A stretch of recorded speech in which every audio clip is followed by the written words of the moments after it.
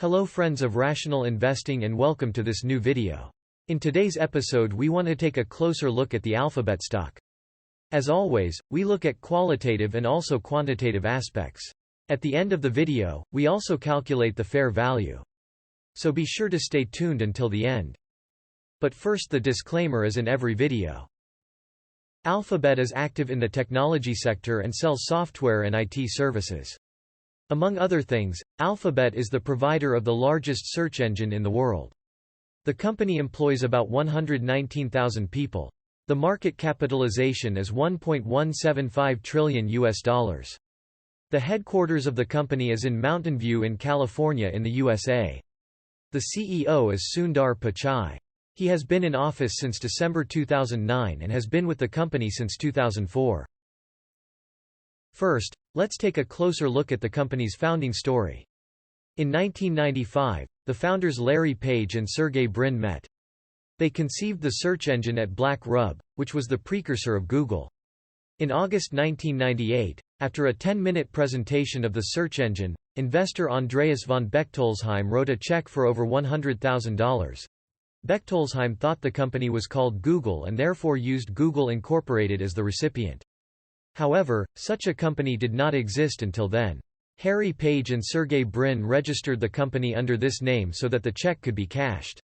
They founded Google Incorporated in a garage in Menlo Park on September 4, 1998, with seed money raised by family and friends and Andy Bechtolsheim, and developed and released the first test version of the program. 5 months later, Google moved into an office in Palo Alto with 8 employees. About 500,000 search queries were now recorded daily. In 1999, the beta test phase was completed. In 2000, Google was the market leader in search engines for the first time. By then, the company had more than 1 billion pages in its search index. In April 2004, the company announced that it would go public. Online registration for the IPO, which was expected to generate proceeds of $3.3 billion, began on August 1. The originally planned issue price of $108 to $135 per share had to be reduced to $80 to $85 before the shares were traded for the first time on August 19, 2004. On the first day of trading, the share price rose to over $100, making Larry Page and Sergey Brin multi-billionaires.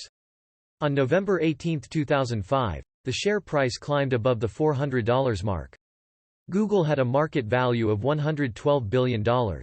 Due to the high stock exchange price, Google surpassed thereby large companies such as Coca-Cola, IBM, Cisco or Time Warner. The founders of Google were now among the top 20 richest people in the USA. In August, the purchase of Android Incorporated was announced. In 2008, Google released the first version of the Android operating system for mobile devices. In 2006, YouTube was acquired for about $1.65 billion. In 2008, the Google Chrome web browser was released. In 2015, Alphabet Incorporated was established as a holding company. The establishment of the holding company was part of a restructuring of Google which was first announced on August 10, 2015. The existing shares of Google were automatically converted into Alphabet shares on a one-for-one basis. The former Google boss Larry Page changed to Sergey Brin at the top of the newly created group. The aim of the restructuring was to plan for the long term and to achieve ambitious goals. Let's take a closer look at the corporate structure and portfolio of Alphabet Incorporated. Apart from Google, probably the best-known subsidiary is Waymo, where self-driving cars are to be produced. Many of the other subsidiaries are active in the fields of artificial intelligence, Internet of Things or other digitalization and innovation areas. Let's take a detailed look at the share price performance. Since 2015, the share price has risen sharply. The performance over the last 5 years is 235%. Also, we want to take a closer look at the development of sales and profits. Since 2004, sales have grown exponentially. Sales growth over the last 5 years is 142.5% and profit growth over the last 5 years is 143%. Sales have increased every year since 2004. Over the last 10 years, they have grown at an average rate of 21% per year. Let's now take a look at the company's core business and how it earns its money. First, Let's take a look at the Internet service Google as its core business. On the one hand, Google operates web-based search engines including YouTube as a video hosting platform and mail services. The second business area is Google advertising. This includes, for example, Google AdWords, i.e. the offering of advertisements and advertising campaigns for customers on the search engine. The Google Network Member Properties area includes the percentage share in AdMob and AdSense revenues of partners. The YouTube business area offers ads and advertising campaigns for customers on the YouTube video platform. The fifth major area is Google Cloud. This includes subscription models for more storage space and business solutions, among other things. Let's also take a closer look at Alphabet's other business areas. In addition to Google, i.e. the web-based search engine, and the integrated and cooperating services of the Google family, there are also a number of other subsidiaries. For example, there is Nest Labs, the development and production of solutions for household automation. For example, there are Wi-Fi networks for controllable thermostats, smoke detectors, security systems and other applications of Internet of Things technology. The company Calico researches and develops in the field of biotechnology. This is intended, for example, to treat aging and degenerative diseases. Furthermore, the company researches in the field of artificial intelligence. Last but not least, Google provides fiber optic Internet infrastructure. This graphic shows the Google family's range of products for private users. The best-known brands include Google Chrome, Android, and YouTube. In addition to products for private users, there are also products specifically for companies. The most important products here include CRM Enterprise, the Google Cloud Platform, and the Google Marketing Platform. The company also provides a number of services for developers, including the Google Cloud Platform. In Google Places, developers can publish their apps, but also access Google products such as Google Maps or the Gmail app. With Google Payments, the company even provides a solution for in-app purchases. We will now take a closer look at revenue by segment and region. The largest business segment is Google with $160 billion in revenue in 2019. The region with the highest revenue in 2009 was the USA with $74.8 billion. After that comes Europe with the Middle East and Asia with $50.65 billion, the Asia-Pacific region with $26.93 billion, America excluding the USA with $9 billion and other region with $455 million. No dividend is paid. Nevertheless, let's take a closer look at the share buyback payout ratio. Share buybacks have always been financed from free cash flow over the last 5 years. However, the share buyback payout ratio has increased since 2015 from 10.71% to 59.4% in 2009. The share buyback ratio is 0.1% per year. Furthermore, let's take a closer look at Alphabet's debt. In 2015, it had a cash balance of $71.9 billion. By 2019, the cash balance had increased to $119.7 billion. Net debt in 2015 was negative at -$64.5 billion. That is, liabilities were smaller than receivables. By 2019, net debt had expanded further. We would also like to take a look at the profitability and some key figures of the operating business. The gross profit margin has decreased slightly in recent years, but has always been well above our criterion. The EBIT margin has also decreased slightly, but has always been above 20% in the last 5 years and can therefore easily meet our criterion of 15%. The return on capital employed and the return on equity have also been relatively stable and can meet our criterion of 15%. Furthermore, we want to analyze the market share in the area of search engines. We will look at the use of the most common search engines on the desktop PC. The search engine Google makes up the largest market share with 88%. After that comes Bing from Microsoft with 6%, in third place is Yahoo with 3%.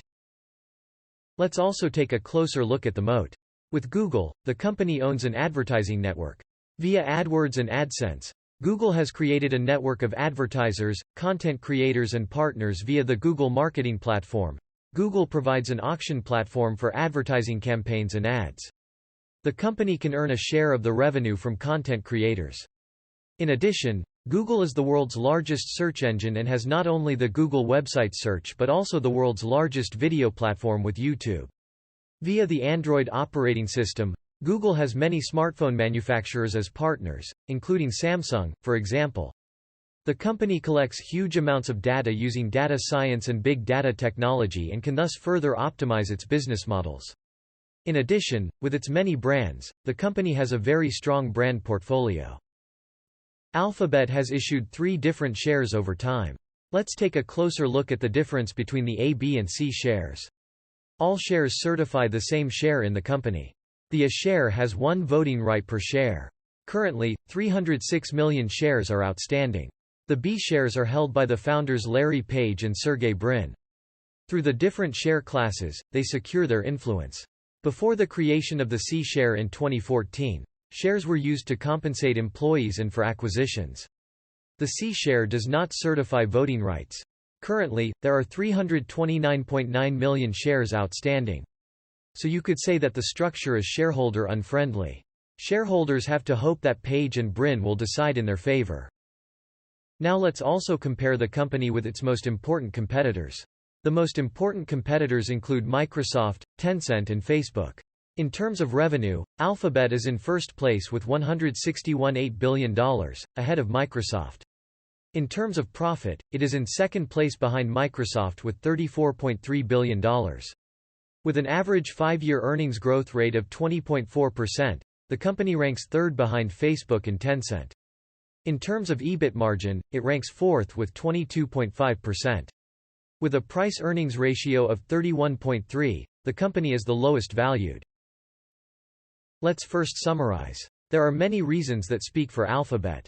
With Google Search, the company is the market leader. Google products are gaining more and more influence in our smartphones. Furthermore, the company has a broadly diversified product range and many subsidiaries in different business areas. With the Google family and Android as the mobile operating system, the company has a diversified and very well intertwined ecosystem. The company can also profit from the large advertising customer and partner network. Alphabet is also in a solid financial situation. The company has no debt, very high profit margins and a lot of investment capital is also available. The company has a lot of know-how, many patents and software that are used by many other companies and developers. The company can also benefit from future trends such as digitalization, big data machine learning, internet also for gaming and some others. With the expansion of the Google Cloud Platform, the company can also secure business relationships with many other large companies. On the downside, however, the company has rather low growth potential in its core business. This is due to the fact that the market in the search engine area is already considered exhausted. In addition, the company is threatened with several lawsuits and a possible breakup by the US government or the antitrust authorities. Furthermore, competition is growing faster in some other business areas, such as the cloud area. In addition to the Google Cloud Platform, Amazon Oz, Microsoft, Alibaba's cloud platform, for example, are becoming increasingly important. Let's now take a closer look at the valuation in the past. The price-earnings ratio over the last 10 years has averaged 30. Currently, it is slightly higher at just under 40. The average enterprise value divided by EBIT is 20.4. Currently, it is also higher at 29.3. The average price-sales ratio is also higher than the 10-year average at 7.3. The free cash flow yield at the current price of $2,353.50 is 2.7%. We now come to the calculation of the fair price based on some valuation methods. We use the average price-earnings ratio since 2010, the industry standard price-earnings ratio, the average enterprise value, EBIT since 2010 and that of the last 5 years, and the average price-sales ratio since 2010. Unfortunately, Google is currently overvalued according to all multiples used. The calculated fair prices range between $1,400 and $2,300. We arrive at an average fair price of $1,784.96. This is 24% below the current price, so Alphabet would be overvalued at the moment. Last but not least, let us look at the calculation of fair value based on discounted cash flows. For the first 5 years, we have used analysts' estimates. We also assume a perpetual growth rate of 1.6%. Using an individual discount factor of 6.75%, we arrive at a fair value of $2,967. With a safety margin of 25%, the fair purchase price is $2,225. Alphabet would therefore be undervalued according to fair value and slightly overvalued according to purchase price with safety margin. The internal rate of return is 7.99%, or 5.99% with safety margin. Now it's your turn. Do you already have Alphabet shares in your portfolio, or would you buy them at the moment? Feel free to write this in the comments. You can also share your own assessments of the fair value there. We also rely on your feedback. If you liked the video, feel free to give us a thumbs up. Also, we're always happy to receive suggestions for further analyses in the comments. We recommend subscribing to the channel and activating the bell so you won't miss any more videos. Thank you and see you next time.